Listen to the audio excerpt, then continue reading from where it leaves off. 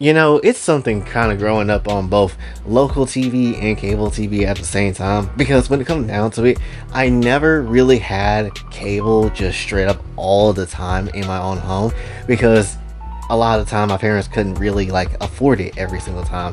So I get bits and pieces of different shows that I've watched, bits and pieces of different things I've seen at different times, and just overall change my perspective of how kind of certain shows is because of the on and off relationship.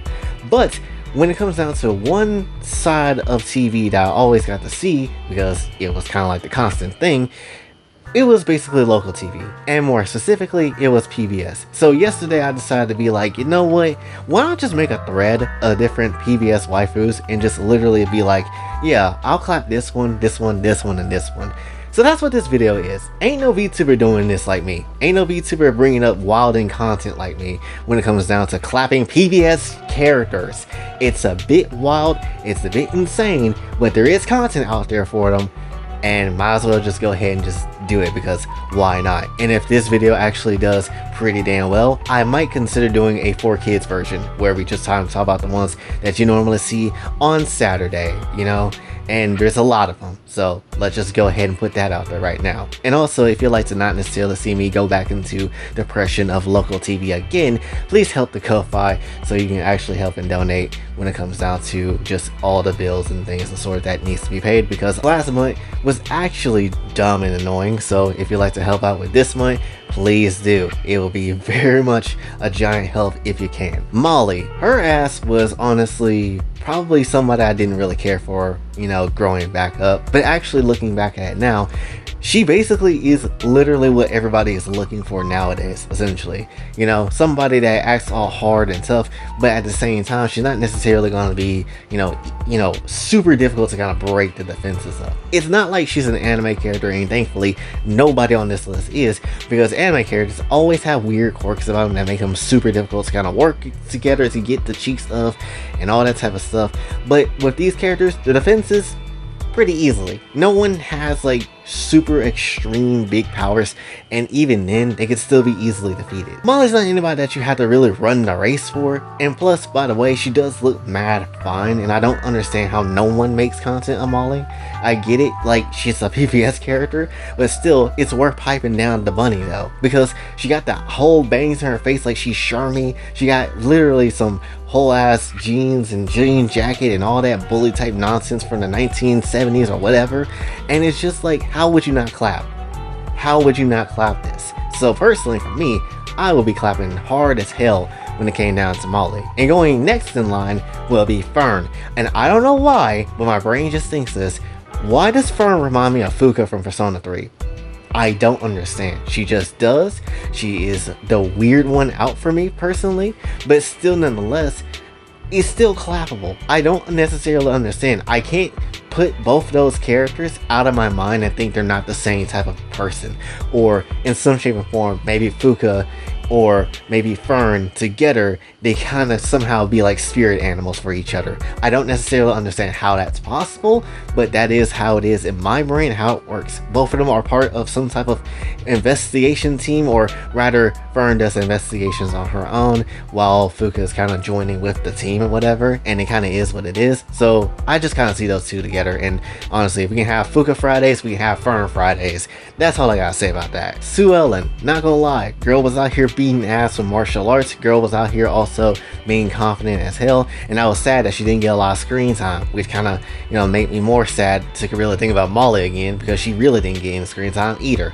But still, nonetheless, when it came down to, you know, Sue Ellen just in general, she was the one that needed the clapping the most. Honestly, she kind of gave me Tenko energy, except she doesn't hate guys, and when it comes down to it, if she ever tried to do some damn martial arts, all I gotta do is just make her go limp real quick, and that's just kind of how it is, right? Once you put the dick inside, it's over with. She's not gonna necessarily do any martial arts for the next 3 days. It's just over with. So, you know, Sue Ellen was also pretty damn goated in my personal opinion. And one character I didn't add into this list, which I'm going to add in now, is Muffy. Literally, she is the Waishni of Arthur. So I feel like that's all you need to know. If you like Waishni, you'll like Muffy. I feel like that's just how that goes as well.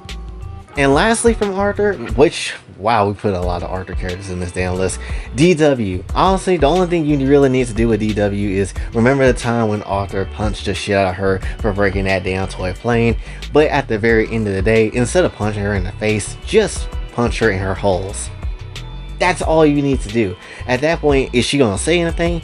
Nope, she's gonna enjoy that time. She's gonna enjoy the fisting action. Now we get to go into Word Girl, which obviously the main best female in Word Girl is literally Word Girl. Unless you're gonna throw in Violet, which, you know, Violet's pretty damn sexy as well. Don't necessarily see how anybody would say otherwise. But still, nonetheless, Word Girl is probably the best PBS character of all time. Granted, the show itself is already mad funny. And plus, when you really watch it, it's just kind of entertaining. It kills the time to just kind of, you know, anything else. If you don't have anything else on, Word Girl was kind of the show at 5:30 that you would watch essentially before PBS goes to the boring shit. But when it comes down to it though, it was peak. She is also peak, and it's insane to me how she doesn't have a lot of content like Dora does. I feel like that's a bit of an egregious crime. I feel like that's a bit of a shame, and Word Girl is equally fine. Again, I don't understand how she doesn't have that much content. I don't understand why she isn't in a position where people should be, you know, having at least some content come out every now and again. It just feels a little bit weird. But at the very same time, Word Girl was just her. She was literally her. I feel like this next one I might get canceled for. I'm not gonna necessarily lie. This one is a bit crazy because obviously if you know about the character and how they kind of are, you know, as a person, then it's a bit weird. But still, nonetheless, I haven't discriminated from this type of thing before, and we ain't gonna do it now. So, Julia from Sesame Street. I already know the immediate response. Wait, isn't she autistic? Literally? Isn't that her whole character? Which, yes, she is. But have you seen the content on her? Have you seen the content on her? It is ridiculous how fine the artists have pulled out of the damn carvings of pictures of the damn canvas and everything, and still made her look very damn good. They even made a picture of her getting thrown into a damn dumpster after they got done using her ass. That is quite literally some peak quality content. I'm not gonna necessarily lie. So yes, it is crazy, but at this very same time, I mean, would you not nut in the puppet? I feel like a lot of people would nut in the puppet. I'm just gonna keep it very much a stack. Plus, it's not necessarily that crazy for me to say, considering I also was gonna clap the character from Kakegurui that's in a wheelchair. So honestly, it doesn't necessarily matter. And I know pretty much a lot of you guys would probably clap Maria from Sonic, or that one other girl in the wheelchair from Sonic X. So don't call me crazy because you want to go ahead and think that, oh, this is going too far. Nah, this ain't going far enough. Which leads me to be like, it doesn't matter necessarily if you're somebody that is in a wheelchair, or you have some type of weird ailment, or mentally a bit different than other people. It doesn't matter. The dick does not discriminate, and it's going to pound no matter who it is. Next, Professor Wiseman. How in the hell is there nothing on Professor Wiseman? I find this to be absolutely ridiculous. This is the only normal option on this damn list of any of the characters, but maybe besides Molly, but still nonetheless, this is like the normal option for any character, and there is no content on Professor Wiseman. I get it, she isn't like a character that people would be like super over the moon for, but in this day and age, I would imagine so. I would imagine people would be like, damn, Professor Wiseman had that ass on her, like, or something. If you can give Connie's mom from Steven Universe content, somebody that I don't really care too much for, but if you can give her content, Professor Wiseman deserves some content. Next is Emily Elizabeth. Finest chick right next to Word Girl. I'm not gonna sit here and lie.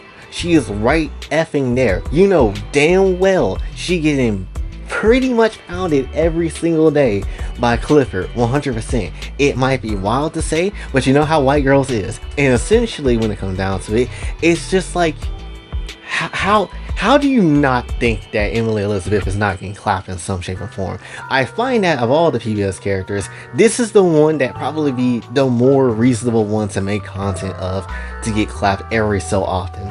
She doesn't really get content that much, but when it comes down to it, it's like, This is the one. If not War Girl, if not like anybody from Arthur or anything like that, this is the one. This is the one character I would suggest, you know, having content for, because she's on those levels of like old entertainment from back in the day of characters that, you know, needs to be having that type of specific status, right? Emily Elizabeth was on that dog dick 100%. She wanted the freaking, what was it called, BRD or BRC is it called, the big red, you know what? So that's just essentially how it is. So I don't see how Emily Elizabeth doesn't have a lot of content. It's a bit wild to me, but she definitely needs it, because, you know, she'd be hopping on dog dick and probably go to the dog park every day just so she can get dicked down by 10 dogs at a time. You know, pretty much that's how it goes. So personally, for me, Emily Elizabeth is one of the hotter female characters in PBS's whole era of just content in general, right? And you know what? I'm gonna toss this up here, and this might be a little bit wild to say, but I have seen people make content of this character from this very same show, so I'm gonna just go ahead and throw it out there. Cleo. I'm not joking. I just like her because she's purple, and that's it. Cleo was kind of fun, I'm not gonna lie. I don't know how that was possible for me to say that, but she is. Anyway, we get to the last character, which I don't have too many memories of, but when I did see her, I was like, okay, I can pretty much appreciate that. And that was basically Emmy from Dragon Tales. Yeah, this was kind of like a, you know, the last one I can really think of that's like worth the time of clapping. I don't remember too much about her, but I liked her design. I always kind of appreciated the design, honestly. It was really her that I cared for in the show, and the pink dragon chick. I don't necessarily know which one or what her name was, but yeah, definitely she was like one of the characters I was like, oh yeah, for sure, that's a character that's worth clapping. Not so much the pink dragon one, even though I've seen content recently, new content of her where she just spread it out for you, which is kind of crazy. Which, would you dive into them pink dragon cheeks? Let me know in the comments below. But still, nonetheless, Emmy was definitely the one I was like, yeah, this is one for sure. This is one for the history books for sure to be clapping. That's really all I wanted to say for this one. Hopefully you did enjoy. If you did, be sure to like, share, subscribe, hit the bell notification on your routes. Also follow the socials and links to the channel. Kofi and Cash App is available as well. And until then, it's your boy Jay, signing off. Have a blessed day.